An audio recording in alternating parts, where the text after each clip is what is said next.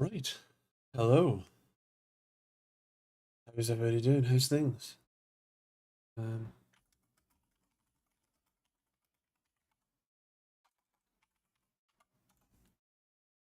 yes, hello. How's everybody doing? How's things? Let me just redo the audio properties because apparently that's not working. There we go. That should be working now. There you go. That's way too loud. Ah, that's why it's way too loud. How about that? Go, bring that back down. Yeah. Right. Hello. I moved my headset upstairs to do a bit of testing that you'll see on Monday, as well as the wave 3 actually, and yeah. Right, let me hide that so I can see the yeah. Right, yes. Hello. How's everybody doing? Bit too far out today. There we go. Hello. Hello, Ish. How you doing, man? How's things? There's no John here early yet. That's a surprise. Hope he's not too busy. He can pop in and doing all right.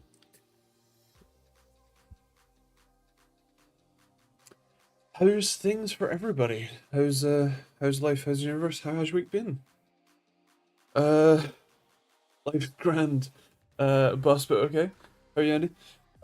Well, I've just been given a new course of steroids, so I'm yet to take any. I'm gonna start tomorrow morning, but yeah, that's good. That means that I should I should be able to survive now. Um, and I should be booked in for an appointment to talk about the long term plan, hopefully soon. But yeah, fingers crossed. I am indeed. Now I I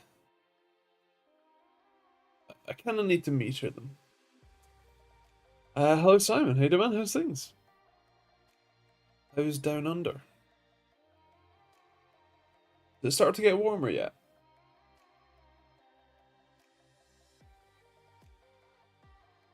I don't know if everybody has been following on the AMD benchmark drama, I guess. Drama. Seeing Andy on my TV is scary. Yeah. um. Why am I on your TV and not on like a computer like a normal person? um. Last 2 days have been 18 to 20 during the days. Well, that's about what it's been here, so I guess we're even at the moment.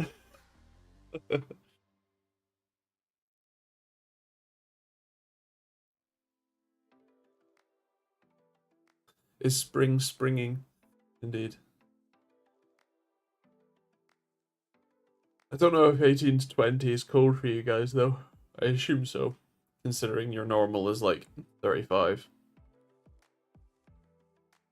Been on my PS4 all day. Nice. You got it working then.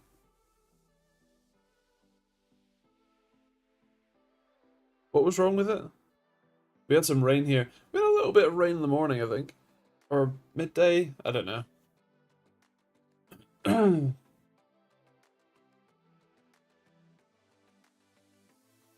Felt very British. Yeah, it's definitely very quickly become autumn, hasn't it? Leaves falling off trees, much more mild temperatures, insane winds.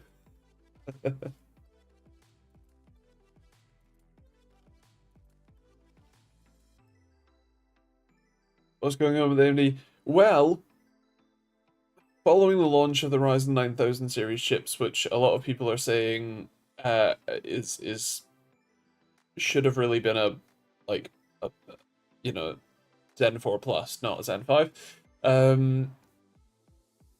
that the chips aren't as impressive as perhaps AMD marketed them as. You know, they were talking about 20% gains in over Zen 4 in gaming, but in reality it's like a couple percent, it seems. They have apparently updated the reviewer's guide a couple of times now, but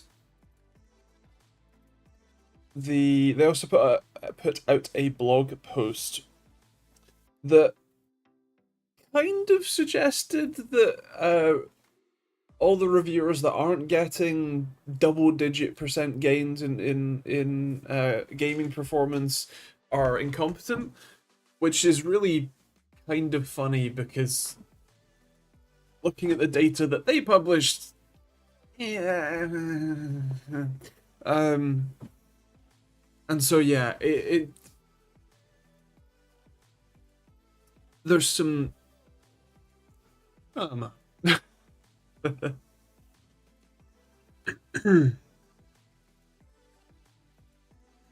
was also some stuff about like using administrator mode, which I thought, you know, I would be the administrator. I am the only administrator of my system. But anyway, that also there is a patch coming to Windows, I guess 11, that it improves branch prediction. That you have to be like in admin mode and possibly in the insider build or whatever to enable it. And so yeah, AMD seems to be pointing fingers at the moment, which is kind of not what I wanted to see. Alex, hello. I wonder why all this 7800X 3Ds are pretty much sold out everywhere. Probably because Ryzen 9000 that people were waiting for has been a little underwhelming. If you care about AI stuff, sure, it's great. But if you care about anything else, less impressive. Incompetent, they must be talking about that TechteamGB person. Don't get me started. Oh, it was the USB ports, right. Except for the USB ports, which will work after having the console on for around 30 minutes, and I need the USB ports for jailbreak. We'll just leave it on for 30 minutes before it... I would have to assume that like if it works after about 30 minutes, that's probably a cold solder joint, because my guess is that after having it on for 30 minutes, it heats up enough to reconnect that solder joint to have. I assume the USB controller chip has some sort of flaky connection. Yeah. Haven't switched chip. Which bad CPU to buy? I'm in 7800X3D, right? Find one in stock.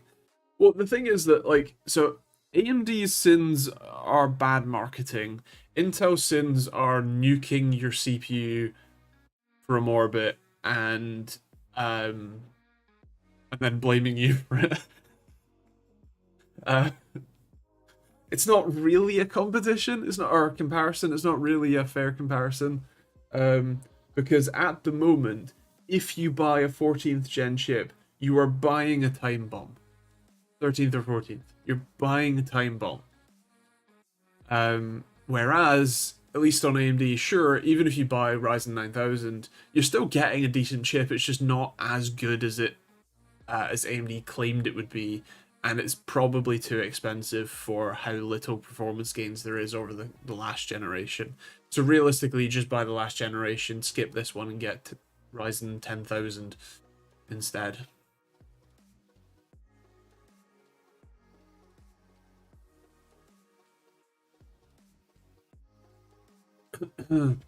But the thing is, the power builds up. After like 10 minutes, it's 3 volts, 20, it's 5 volts, but basically no current. And then after 30, it's at like 6.3 volts. Interesting.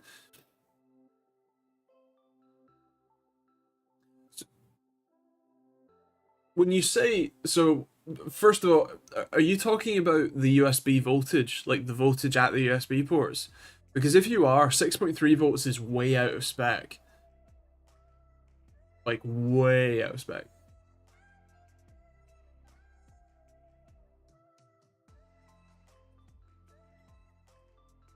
Ryzen, what do people think Apple are the best phone makers? Because they have the most controlled ecosystem. They make everything as sort of,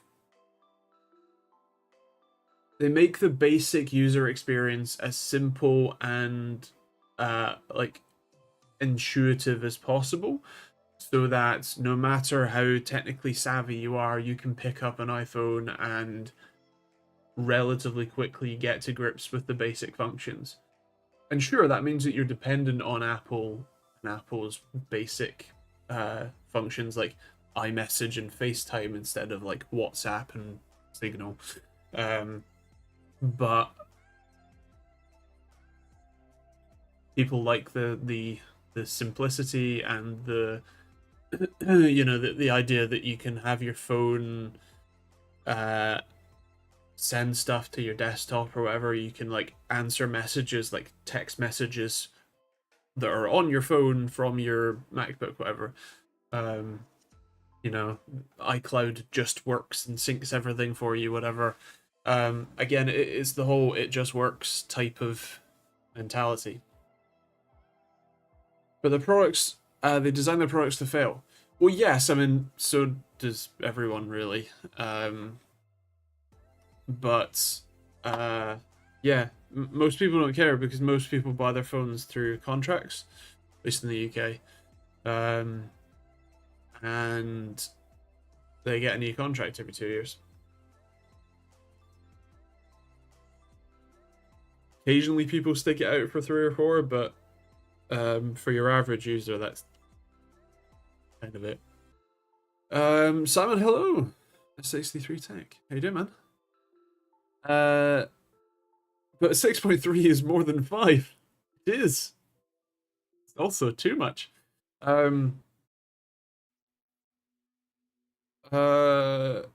USB voltage, yeah, that's without any load. Under load, it's completely stable, 4.99. Okay, I mean, that's still not great. It still shouldn't be floating to 6.3 volts, whatever, but I mean, as long as once you actually plug something in, it stabilizes fine. What I would say is, yeah, it's probably a cold solder joint, or potentially a failing voltage regulator, which might be part of the USB controller, or it might be separate. I don't know, but yeah, almost certainly it is either a failing component or probably more likely a cold solder joint that needs to be reflowed.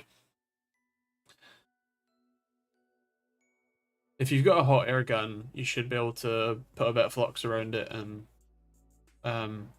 reflow it. Seeing as you already had the thing apart anyway.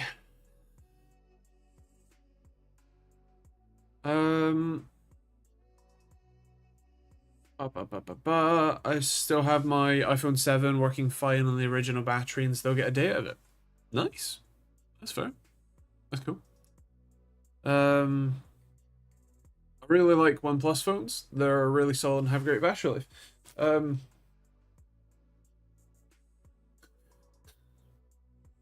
Here's one I made earlier. The 7C Pro. Battery life is fine. I'm considering replacing the battery with a genuine one from iFixit, if I can be bothered.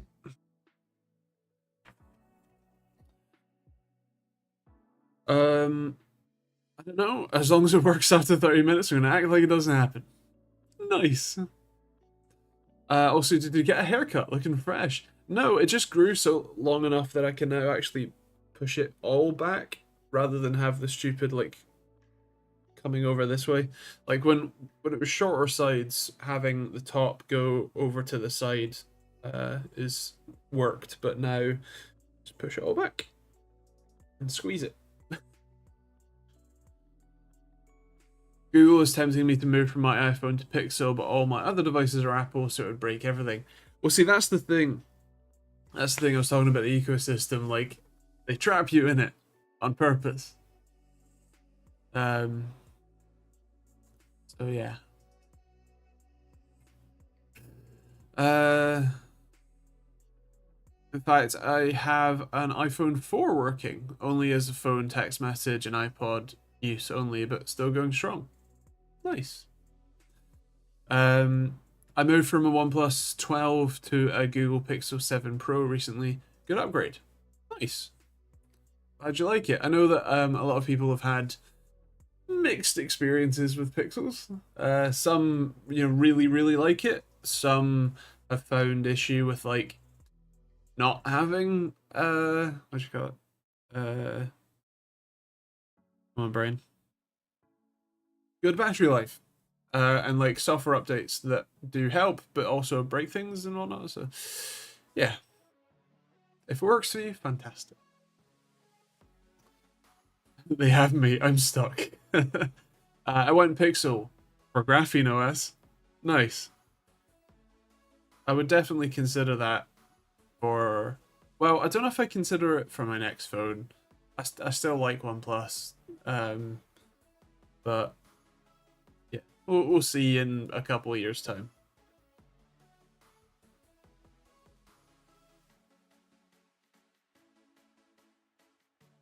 I like the infrared blaster on the OnePlus phones. I don't think mine has that, but I did have one that did, and it was very useful. I just keep telling myself that nowadays a phone is a phone. They all basically do the same. Pretty much. There are, I mean, obviously with things like Android versus iOS, there is a bit more of a discrepancy, but they do essentially the same stuff, yeah.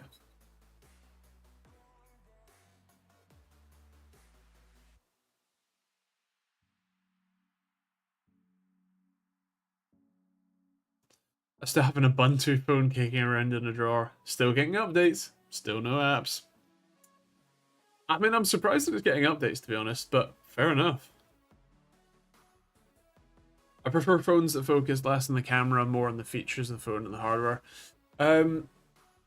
Yeah, I I do like having a good camera on my phone because essentially it's the only thing that, like, if I want to take pictures of something, I will not have my point and shoot or my DSLR on me. That just won't happen unless I'm specifically going to a place or an event where, that would be useful. But also I do quite like the, more user-centered features and things as well. Do keep in mind that with custom ROMs, stuff like banking doesn't work. That's a good point. Although Ish says that's why I went Graphene OS, not rooted, so it does have Play Store with banking apps, and F-Droid for not horrendously spying apps. Nice. That's pretty cool.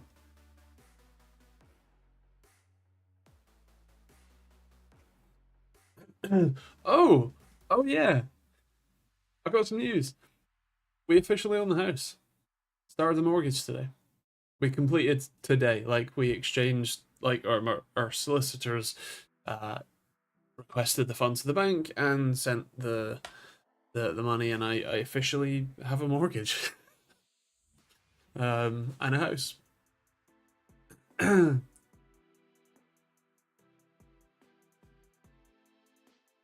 It's only taken 8 years.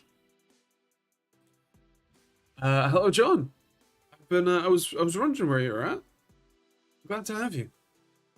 Stuck at work, as always. Yo, congratulations. Thanks, Essen. I thank you, Dylan. and Oran, and Simon.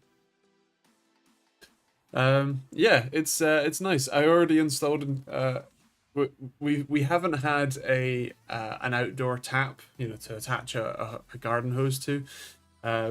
And I got a bit trigger happy. We exchanged contracts on last Thursday. Um, and so that when you exchange contracts, it's all but done. It's just the sort of minutia of having the bank pay the money to our solicitors, and then the solicitors then pay the money to the seller. But it's all but done. So I borrowed my good friend's SDS drill. I drilled a big hole through the wall and fitted an outdoor tap. But actually, yeah, where is it? Nice. Double check valve and everything. Look at that. Look, it's shiny. All the red brick dust. So yeah. Technically not escrow. Your solicitors or your conveyancers have a what do you call it? A customer money account that they can hold your money in for. I think it's up to 7 days normally. And they so we transferred our deposit in on last Thursday. They then requested the money for the Help to Buy from the government and the mortgage money for the bank, and then they got that money, transferred it today to the seller, the now ex-landlord, and yeah, that's kind of that. Thank you, Brie. Brie?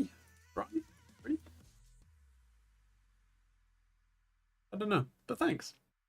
And thanks, John. I can't get one, so I live vicariously through you. Um, there's got to be some way you could own a house, maybe. Congrats to you, next 30 years of debt. Well, technically it's a 35-year mortgage, but I'm planning on overpaying because the mortgage amount. So I was paying £625 a month in rent, which was actually very good, to be honest. But the mortgage is 450, so I'm paying an extra 150 a month to the mortgage because that overpayment basically brings down the debt very quickly. Because they only charge the interest at the start of every month. So for the 90 grand it is for the mortgage, the very first month's payment, I think we worked out that only about £38 of the 450 I would pay actually goes to the principal, the loan itself. The rest of it goes to the no, essentially that's how much we got for a mortgage. The rest of it goes to just to the interest that they added that month. So it does always go down. But if I then pay an extra 150, that means that that 150 purely goes to the principal itself because I've already paid the interest earlier that month. So yeah, that's the plan. Is it a new build? No, it was built in, well, we think 1890. There is a coal chute pit outside, so this wall here is the wall for the stairs, but under the floor, basically just behind me, is where the coal would be shoveled into. Each room in this house, each main room has a fireplace. So there's one just there. There's one in the living room. There's one in our bedroom. There's one in the studio bedroom above me. And so yeah, this house predates gas, sewage, and obviously electricity. The the most interesting thing we found while going through all the inspections and stuff is we have a Victorian well in our garden. Sorry, a sewage pit well that's still there. It's empty, it's dry, but yeah, basically our plumbing would go into that pit that's just between our two houses. Um, and yeah, and then the water company came along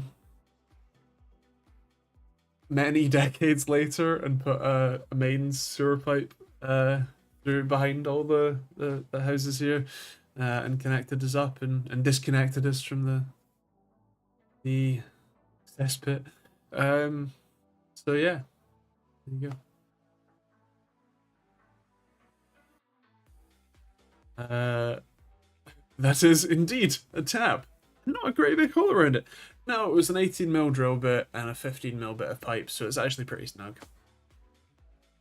I also had to grind down the render around it so that it actually sat flush to the wall and sealed a bit better. Marry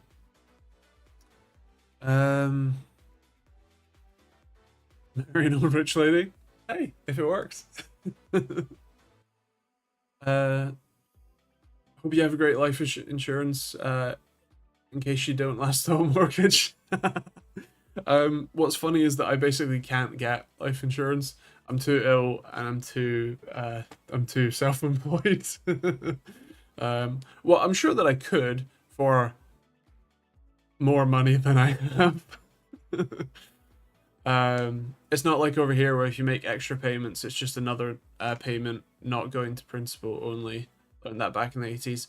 So, technically speaking, it's counted as an overpayment, right? They know that it is not just another regular payment. However, and it does just get applied to the loan value, whatever is outstanding. So technically speaking, if I have that, it's just an extra standing order. If I had that coming out before the regular payment, then all of that would go towards the interest. But it would still work out the same way because the regular payment would then do the rest of the interest plus then going towards the principal.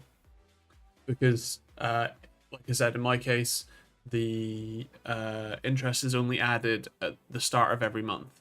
So I don't have a whole year's worth of interest sitting on the loan right now. I only have the principal right this second. As of next week, they'll add whatever 4.72% divided by 365 times by the number of days in September to sort of pay off. But yeah. Kind of related to that question, what are good PS4 games? I know that the Spider-Man games were very well reviewed, let's say. But honestly, I don't know. I've never had a PlayStation, or certainly I've never had a PlayStation 4. My dad bought a PlayStation 3 for himself when they were pretty new. I had an Xbox 360 at the time. I do technically currently still have a PlayStation 5, although that really is the property of MSI. I bought it, but they paid me back for it immediately. So and then they just haven't talked to me since, so I still have a monitor and a PS5 and a latency tool all with their name on it. I really need to give it back. But yeah. One of the few new things I like about new builds is they have Ethernet wired in the walls. Well, the thing is that when you end up doing a renovation, which we will likely do at least certain rooms, we can go and do things like adding in Ethernet. You just take up a couple of floor joists, run the cables, no problem. I don't know how much I will do over time, but yeah, options there. If they don't ask for it back, it's yours, right?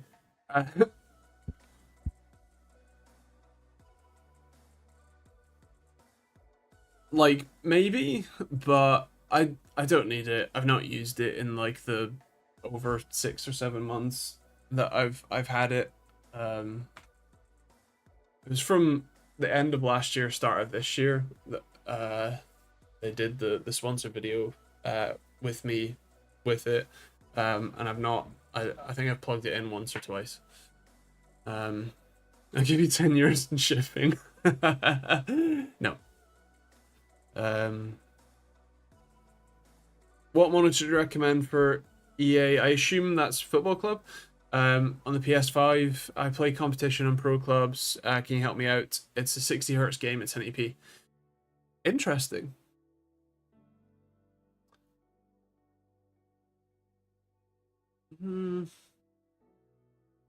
So you have a couple of options.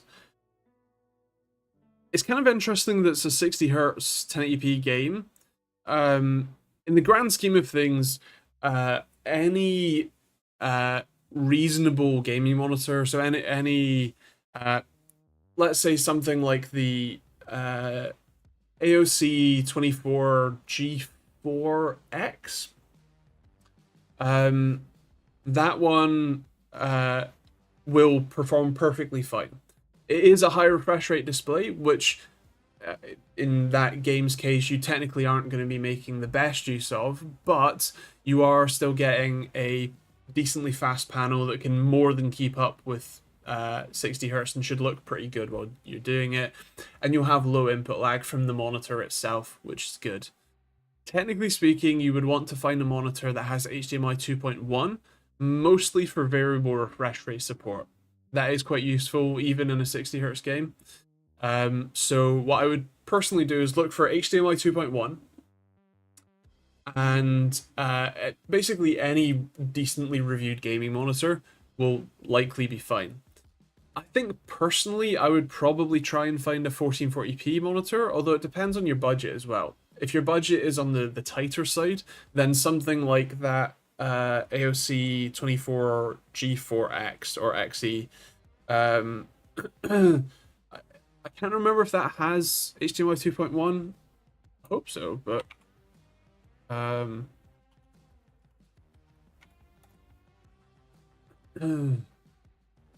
so you search for an AOC monitor, and then their own product page doesn't come up. Oh dear. That's HDMI 2.0. Damn. Okay, well, anyway, look for a good HDMI 2.1 gaming monitor. If your budget is tight, go for 1080p, 144, 160 hertz, whatever. If you've got a bit more budget to spend, then I would personally think about a 1440p, 140, 160, 180 hertz, whatever. But again, HDMI 2.1 would be the preferable option there. HDMI 2.1 is what allows you to have variable refresh rate, assuming technically that the monitor supports it, because the HDMI consortium were fucking idiots and decided that HDMI 2.0 doesn't exist anymore and that all monitors are now HDMI 2.1, despite the fact that it doesn't. And the whole point of having names and designators and like an HDMI consortium is to have standards for which it is easily identifiable to know which product supports which features just by its name. So anyway, the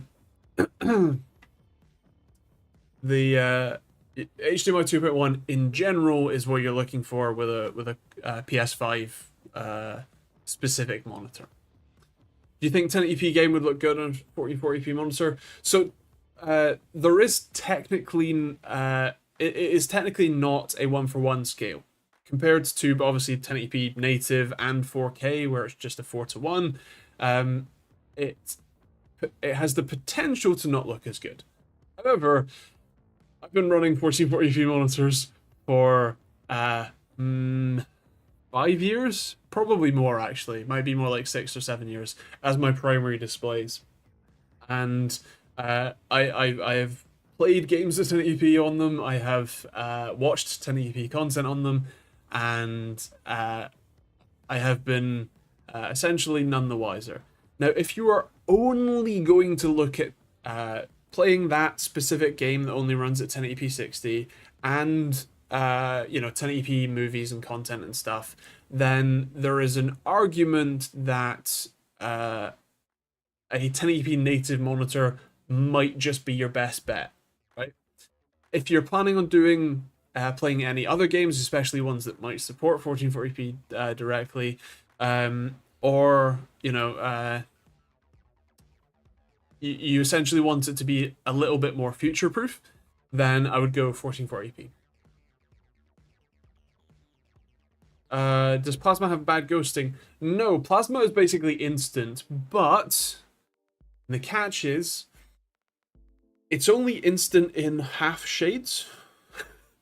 Or technically like subpixels. So what plasma does is it flashes, it's kind of like a DLP projector actually. It flashes the, say, yellow part of the image, and then it flashes the green part of the image, and then it flashes the red part of the image.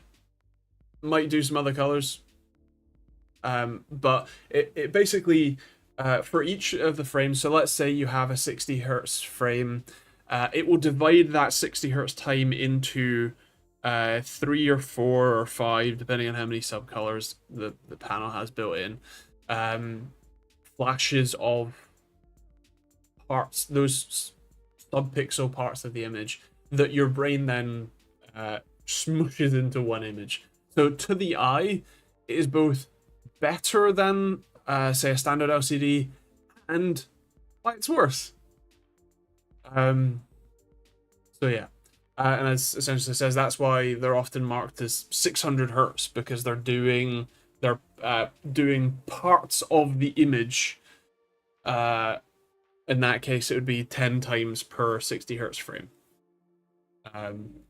But it's not actually 600 hertz. Yeah. HDMI give USB IF a run for the crayons. Yeah, they did. Yeah. Arguably worse, because with USB, at least there was actually technically a naming convention difference, because labeling something as USB 3.2 Gen 2x2 means, basically the fastest speed, whereas USB 3.2 Gen 2 was less, and then Gen 1 was 5 gig, right? Like, it is a terrible naming convention, really stupid. Really, they should have just stuck with, at very least, the points. USB 3.2 is the 20 gig, and then whatever, right? But at least there is an actual difference. Whereas with HDMI, there is no extra HDMI 2.1, Gen 2 to say that it actually supports the full 48 gigabit per second bandwidth. Or is it 80? Sad display port. The full bandwidth. There is no designator for that. You just have to hope that the monitor manufacturer tells you, hey, we've supported this feature and this feature and this feature as well. There's no sub-naming structure that HDMI or the HDMI consortium went with to name the differences between HDMI 2.0 renamed to 2.1 and a actually fully featured, fully supported HDMI 2.1 port. There's no way for you to tell without just hoping the manufacturer's written an entire paragraph of what are the features that they've supported. So it's actually worse.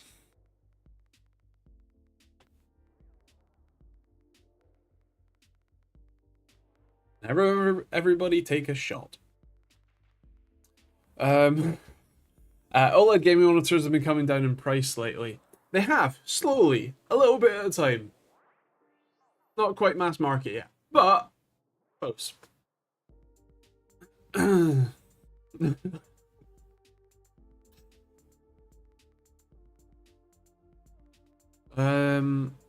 Methinks Andy isn't happy with the HDMI people. I'm not. Especially because I spend a lot of my days reviewing monitors. Yeah. I'm only slightly mad. What? Quite mad. Angry. Upset. Disappointed. Oh yeah. Okay, speaking of testing monitors, this is 50 of the new latency tools. I got them today. I've been too busy to look. So let's look together, shall we?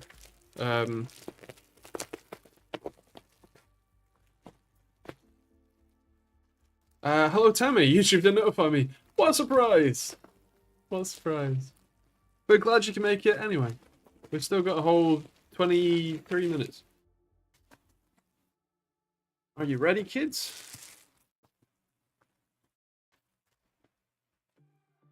Oh, oh, oh, oh.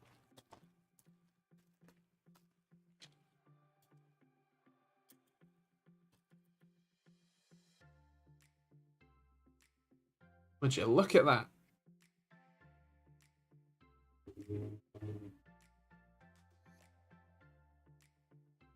So I still have to do some hand soldering here. Yeah.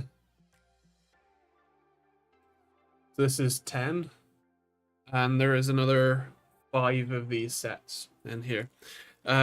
What's even better news is that, so I've had my PCBs made by JLC PCB since the beginning, since the first response then tool.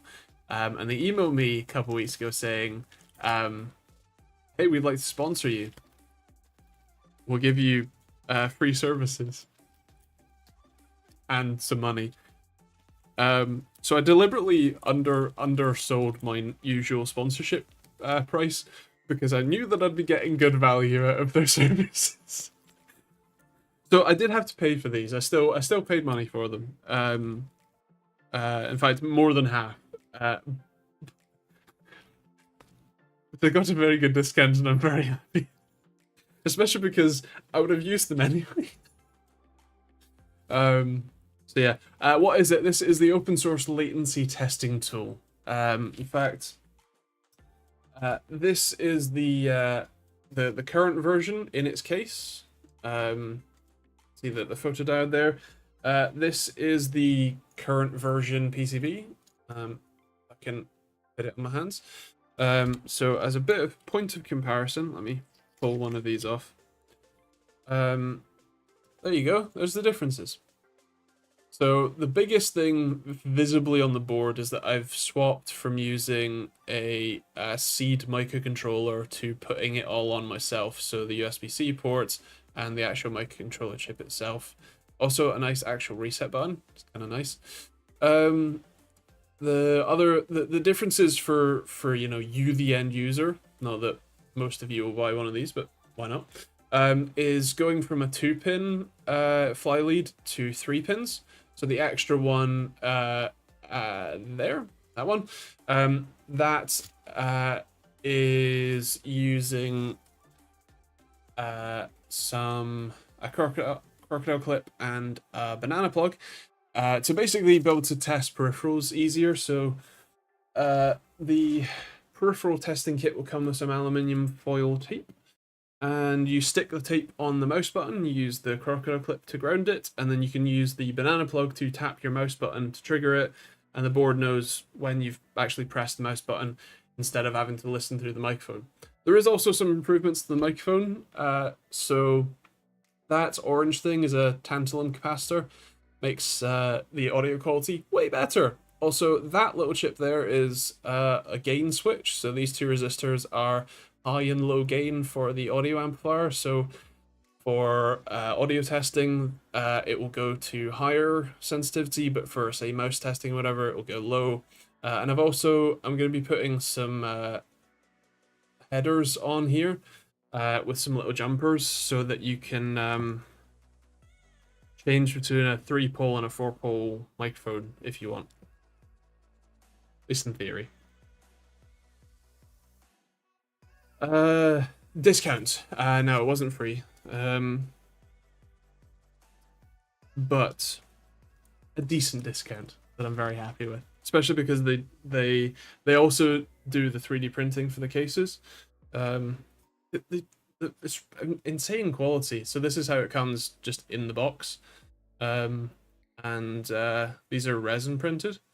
They sand them, they clean them, all that jazz. And yeah, this is they also gave me a discount on these, so very happy.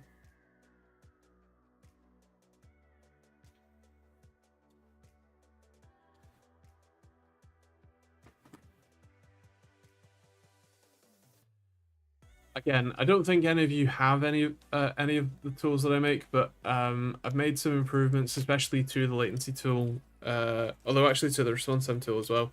So the latency tool can now test controllers, in the same way that it tests mice and keyboards, which I'm really happy about because I'm currently reviewing a controller that I can't talk about. And yeah, it works, which is great. And for the response time tool, in fact, actually, Joe doesn't seem to be in the chat at the moment, but Joe did buy both the latency and response time tool, and he sent me over some data from an older monitor that he had that was just dreadful data. It was loads of spikes. It was basically, it uses a pulse width modulated backlight, so it was turning on and off. And yeah, it's impressive how bad the data was. So I wrote a new sort of flicker detection filter for the response time tool, so that's live. And yeah, it works really well. It doesn't interfere with OLEDs, which also technically flicker, but the standard moving average filter works fine for that. So yeah.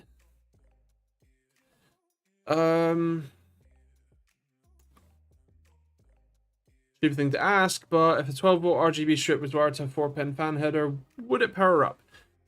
So the way that RGB strips tend to work is either common anode or common cathode.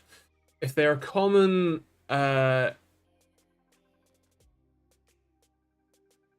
which way around is it?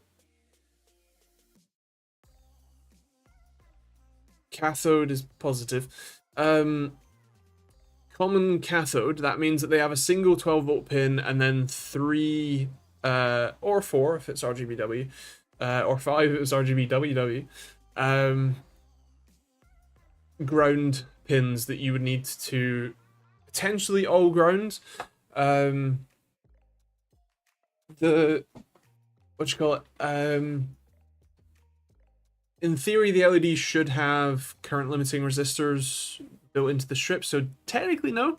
Technically, just supplying it with 12 volts is pretty much all it needs.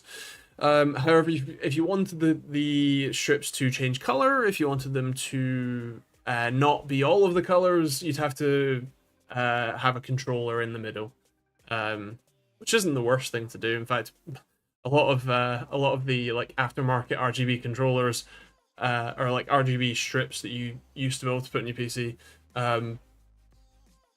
What do you call it?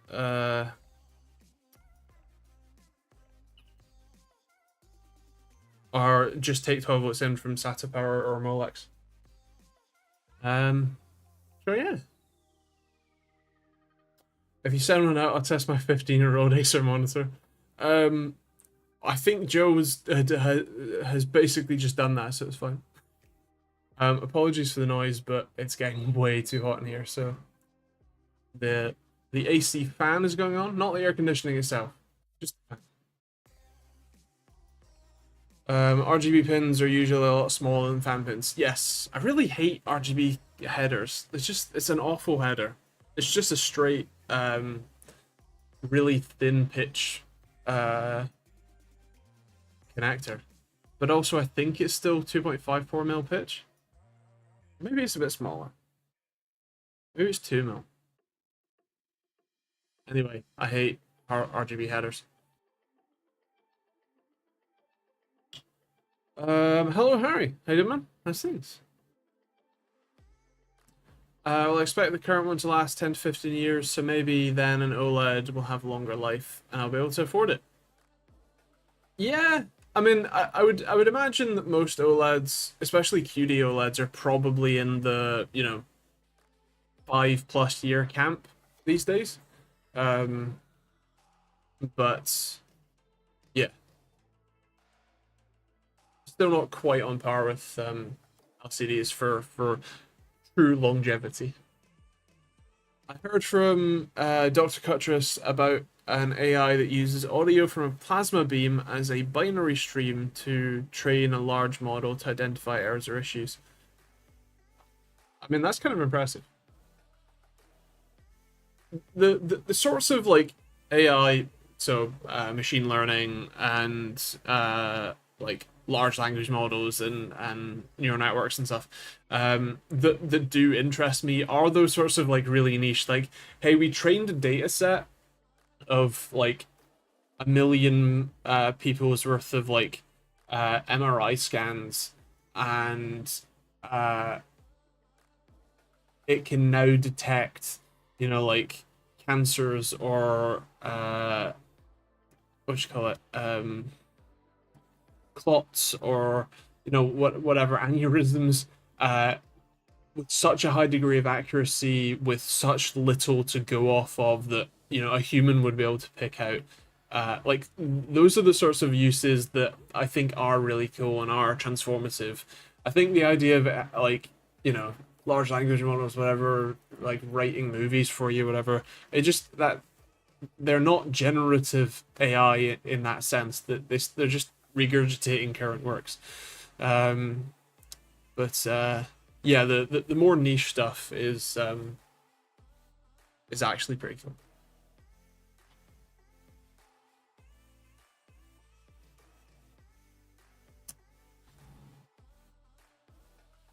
Um,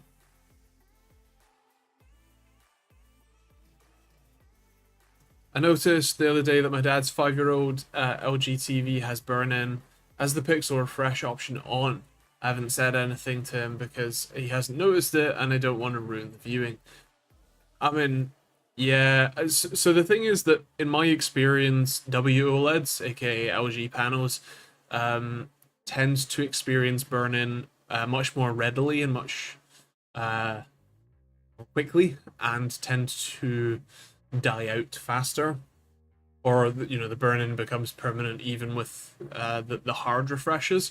As an example, the QD OLED that I have on my desk, the Philips Evnia 8600, um, this has been my main monitor for well over 6 months, if not a year, or closing on a year.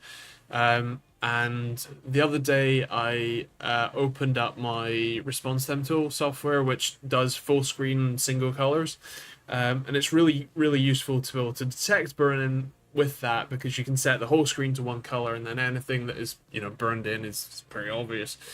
Um, there's nothing, not a single, not a single little hint. Um, and I use this for many hours a day. Um, so yeah, highly recommended.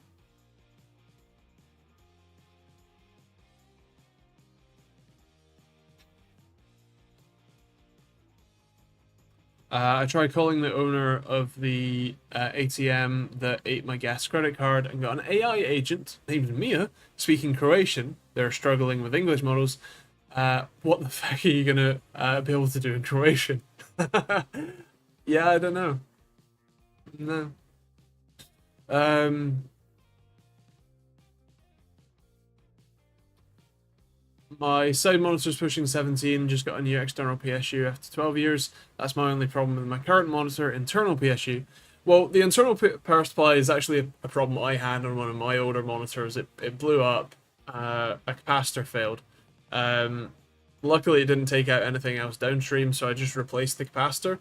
Uh, I I am rather handy with a soldering iron.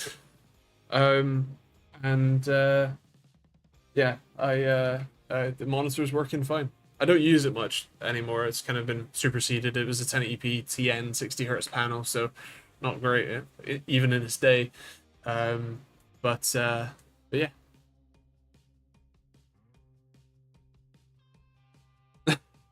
John, I agree. Uh, F me, I have a C2. They have gotten a bit better.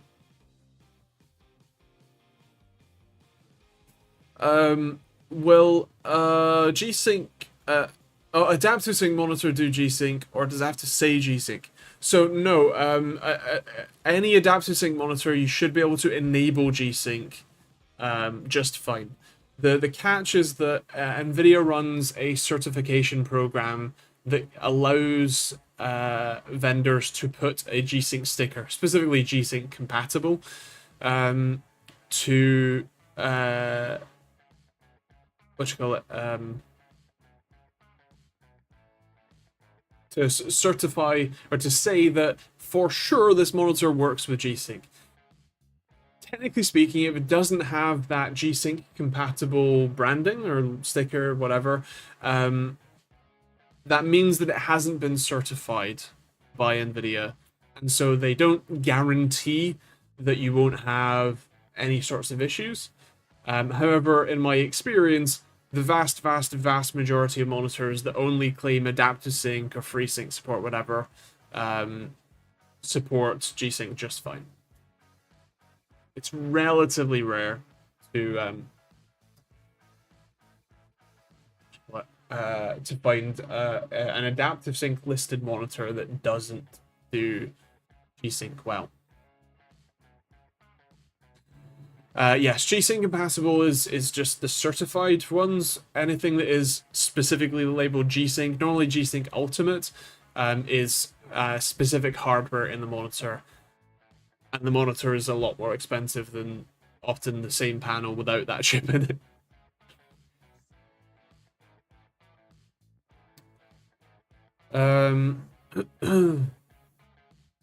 I successfully linked 100% of patients who have cancer with people who drank water within the last 72 hours.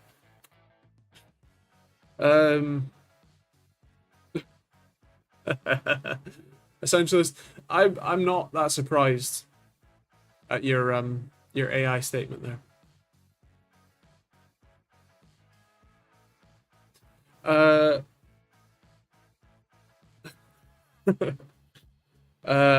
Also, could we please cancel expressions like unalive? I want to punch people who use expressions like that. Well, the thing is that, like, you know, it's really interesting to see essentially speech being modified by, like, corporate algorithms. Because the reason that people say that is because if you say, the other words, I want to stay monetized. See, then you run the risk of losing monetization on your content, and if you, let's say, need the money from the content to, I don't know, say, pay the mortgage you started literally today. It's kind of important.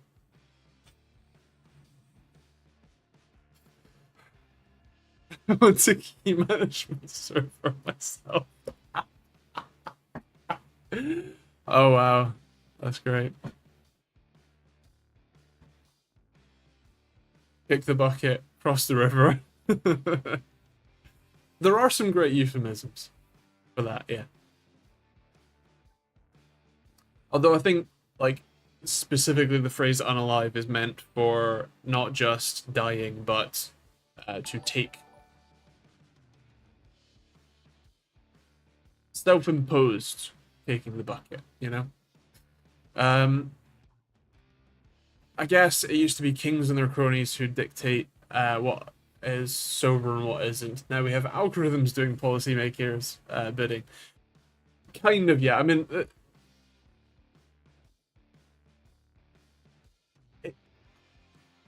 it's a very complicated topic, so I won't go. That is several hours of mostly demonetized stream later, level of discussion. But yes, it is interesting.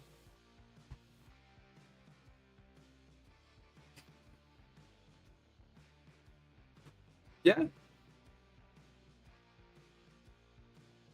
human malware caused perishment. That is the most technically poetic way to say it. I think that would be more annoying to you.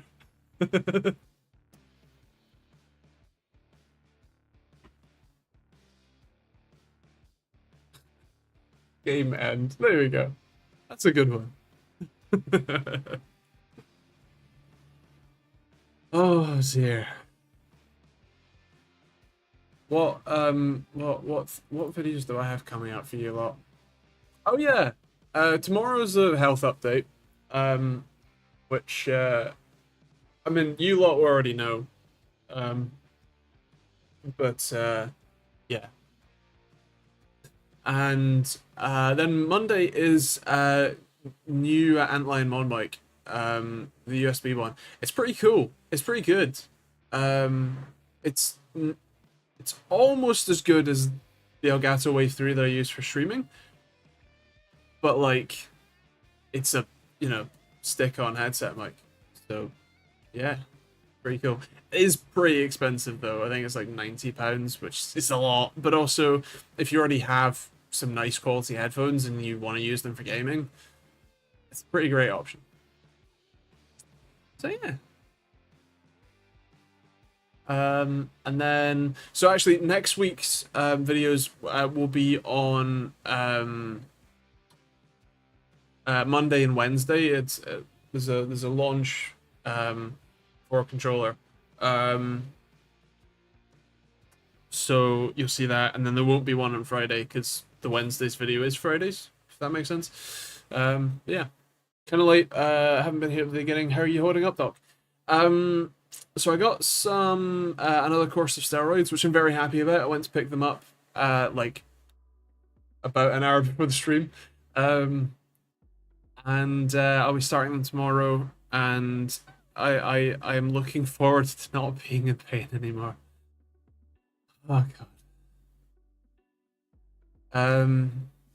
So yeah, that, and then a more long-term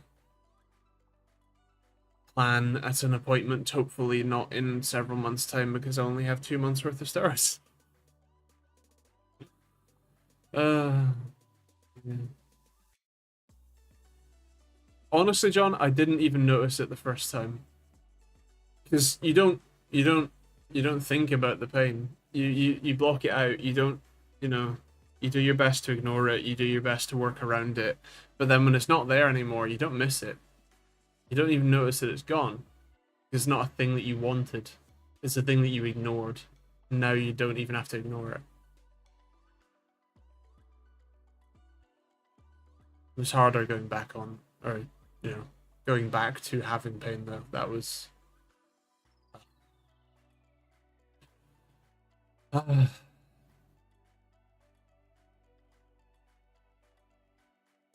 Yeah, exactly, Jim. Anyway, I think I'm gonna leave you there. Hope you all have a wonderful week. Hope you all stay safe. Hope you all have fun. I'll see you tomorrow, Monday, and Wednesday for a video, and then a stream on Thursday. All right, catch you guys there.